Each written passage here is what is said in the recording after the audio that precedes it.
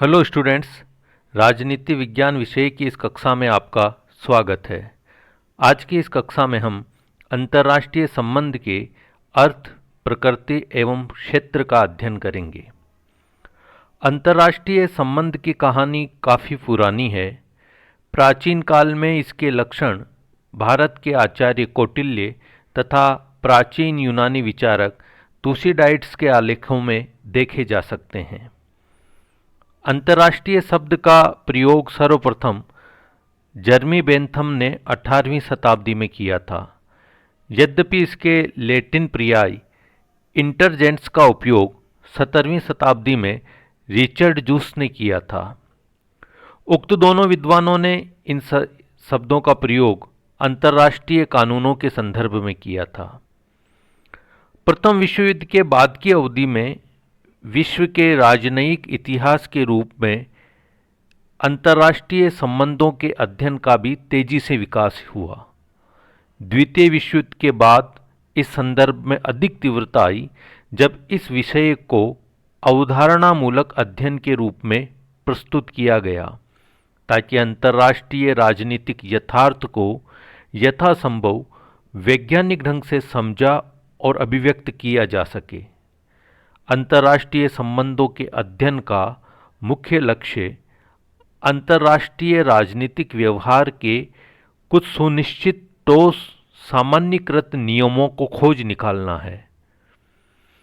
अध्ययन के एक विषय के रूप में अंतर्राष्ट्रीय संबंध संप्रभु राज्यों के मध्य के संबंधों का विश्लेषण करते हैं।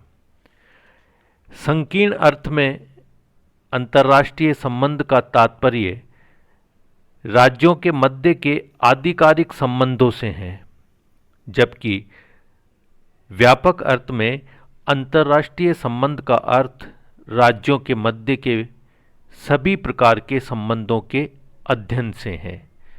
सभी प्रकार के संबंधों से तात्पर्य राज्यों के मध्य के आर्थिक, व्यापारिक, सांस्कृतिक, शैक्षणिक, कानूनी, राजनीतिक आदि विभिन्न प्रकार के संबंधों से है।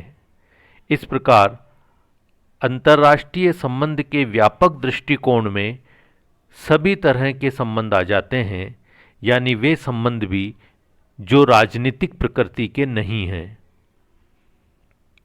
क्विंसी राइट ने अंतर्राष्ट्रीय संबंधों के दो संदर्भ बताए हैं, एक स्थिति के रूप में और दूसरा अध्ययन विषय या डिसिप्लिन के रूप में।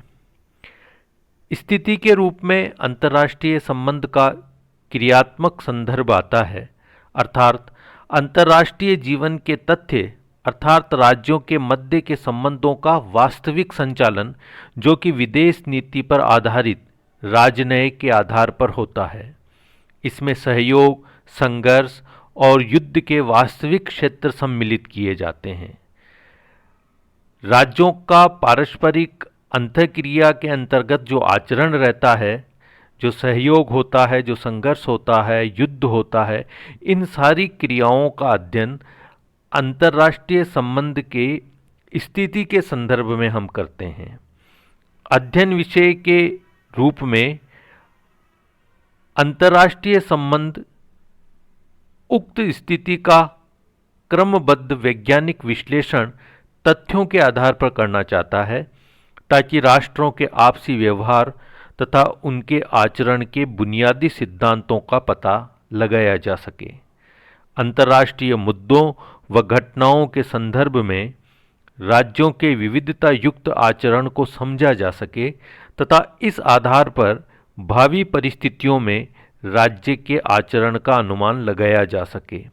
इस प्रकार संक्षेप में अंतर्राष्ट्रीय संबंध या आईआर विश्व के प्रभुसत्ता संपन्न राज्यों के बीच चल रहे आदान प्रदान का अध्ययन है। यह गैर राज्य अभिकर्ताओं का भी अध्ययन है जिनका व्यवहार राष्ट्र राज्यों की कार्यशैली पर अपना प्रभाव डालता है। अब हम अंतर्राष्ट्रीय संबंध से संबंधित कुछ परिभाषाओं का अध्ययन करेंगे। हाफमैन ने अंतर्राष्ट्रीय संबंध को परिभाषित करते हुए लिखा है कि अंतर्राष्ट्रीय संबंध का शास्त्र उन तत्वों, कारकों तथा कार्यकलापों का वर्णन करता है जो राजनीतिक दृष्टि से विश्व को विभिन्न भागों में बांटने वाली मौलिक इकाइयों अर्थात राज्यों की बाह्य नीतियों पर प्रभाव डालते हैं। वहीं जे.डब्ल्यू. बर्टन ने अंतर्राष्ट्रीय संबंध को परिभाषित करते हुए उनके उद्देश्यों को रेखांकित करने का प्रयास किया है। उनके अनुसार शास्त्र के रूप में अंतर्राष्ट्रीय संबंधों का कार्य अंतर्राष्ट्रीय क्षेत्र में घटित घटनाओं का निरीक्षण एवं विश्लेषण द्वारा सामान्य सिद्धांतों का निर्धारण है, जिससे कि वर्तमान में अंतर्राष्ट्रीय संबंधों की प्रवृत्ति को समझा जा सके और भविष्य में उनकी संभावित दिशा का पूर्वानुमान लगाया जा सके। इसी प्रकार पामर व परकिंस ने अंतर्राष्ट्रीय संबंध को परिभाषित करते हुए लिखा है कि अंतर्राष्ट्रीय संबंध में राष्ट्र राज्यों, अंतर्राष्ट्रीय संगठनों तथा समूहों के परस्पर संबंधों के अतिरिक्त और बहुत कुछ सम्मिलित है। यह विभिन्न स्तर पर पाए जाने वाले अन्य संबंधों का भी समावेश करता है जो राष्ट्र राज्य के ऊपरी और निचले स्तर पर मिलते हैं, परंतु यह राष्ट्र राज्य को भी अंतर्राष्ट्रीय समुदाय का केंद्र मानता है। इन परिभाषाओं के आलोक में स्पष्ट है कि अंतर्राष्ट्रीय संबंध का स्वरूप बहुत व्यापक है। इसके अंतर्गत राष्ट्र राज्यों के पारस्परिक संबंध तथा उनको प्रभावित करने वाले अन्य समस्त कारकों का अध्ययन भी सम्मिलित हो जाता है।